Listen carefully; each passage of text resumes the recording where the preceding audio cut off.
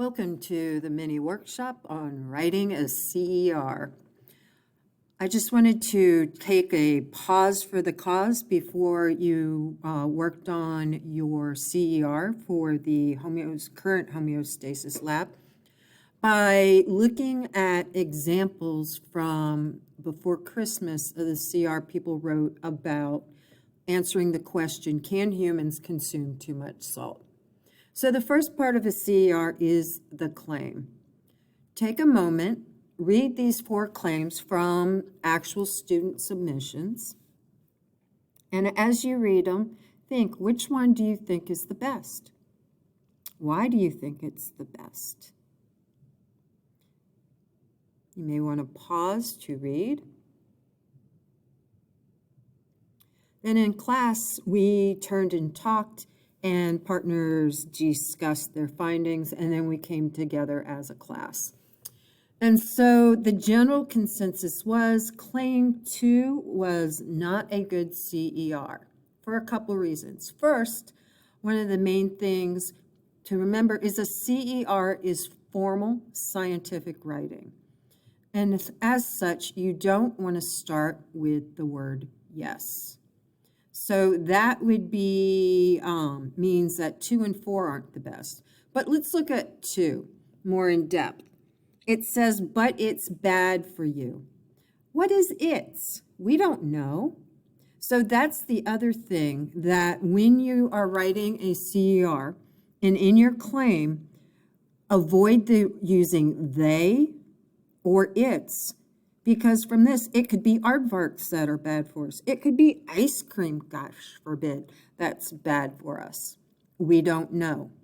So as you write your CER, think of yourself as a science reporter, and you're reporting on the findings of an investigation.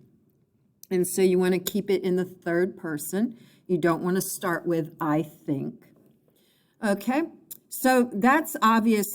Claim 2 is obvious that it's not a good one. Let's look at claim 4. It starts with yes, but if that yes wasn't there, would this be an acceptable claim? It says your health could decline and could even lead to death. Does that, though, address the question? What is going to cause the health to decline? What could lead to death? So that means claim 4 is not a good claim either. So there was quite a bit of debate in the different classes between claim 1 and claim 2. Remember, the claim is a simple statement that answers either the testable question or the question of the investigation. And the question in this case was, can humans consume too much salt? So claim 1 is a perfectly acceptable claim. They did it. They answered the question. Claim 3 is also acceptable because that straightforward answers the question without offering any additional explanation. So there shouldn't be a statement and then say because. That's not what goes in the claim. So then next, we looked at evidence. And we talked about, after we did the same thing, everybody read it silently to themselves. Then they turned and talked to their partner and discussed why and analyzed what made one piece of evidence over the other. The thing to remember about evidence is where you state facts and you state data that support your claim. We want to avoid the word proves, because in science that has a heavier price than the normal everyday usage of the word prove. So we want numbers that back and support what you just claimed. So take a minute, pause the video, and read the 2 pieces of evidence. Which one do you think is the best? Which one supports the claim the best with just data? So hopefully you thought that evidence 2 was the one that supported the claim the best. Now, this was not an investigation. You actually had a piece of text that you read.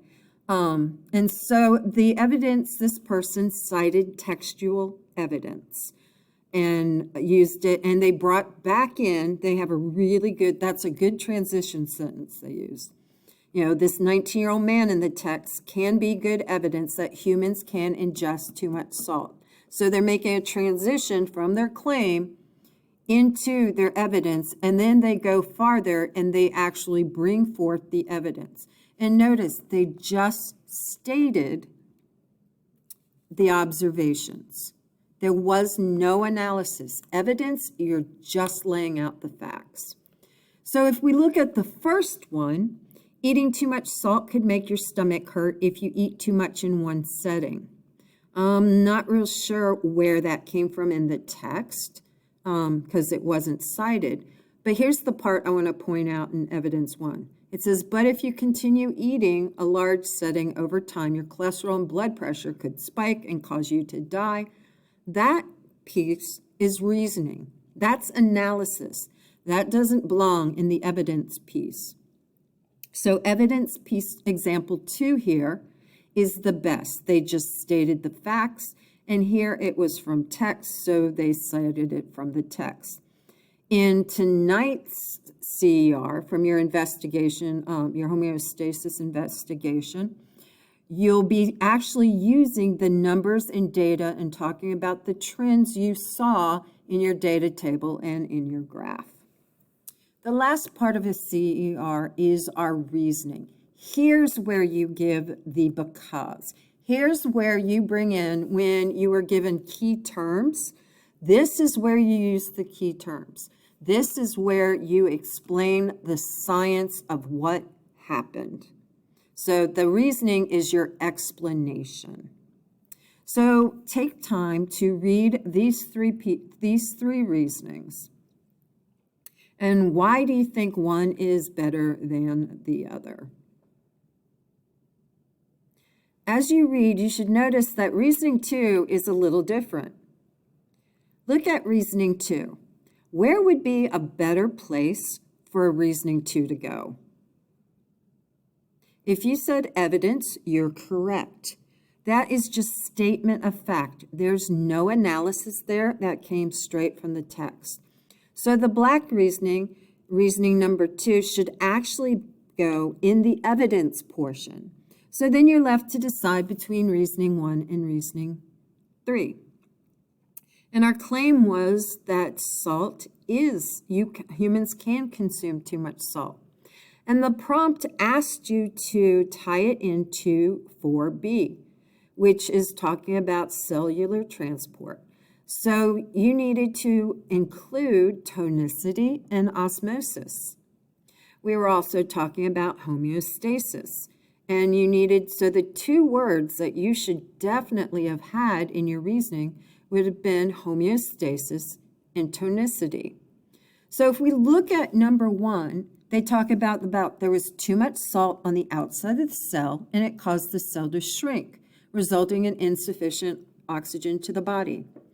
Now, reasoning 1 is on the right track. If you just ignore it, you wouldn't start with because. You could say this shows, or the reasoning behind this is, or the explanation would be better transition sentences.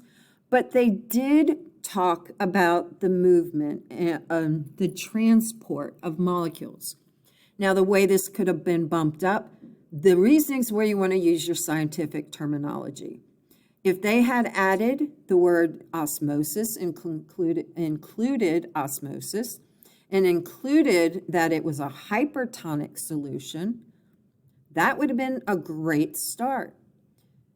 And then insufficient oxygen, well, why would it be insufficient oxygen? You know, we hadn't talked about that yet, so I might not have included that with it, but definitely needed to include about the hypertonic imbalance and the movement and transport of water out of the cell. And then they say, my evidence suggests too much salt can lead to oxygen to the body and vital organs. If they had related that to homeostasis, that would have been better on track. So reasoning 1 is on the path to being a good reasoning. They just needed to include those key terms they were asked to include.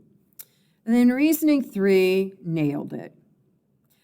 Excellent transition sentence, good thesis. It brings in the too much salt, so it brings in the claim, brings in the part about the cells in the body, and the reason why this is important is because it makes the body unable to maintain homeostasis.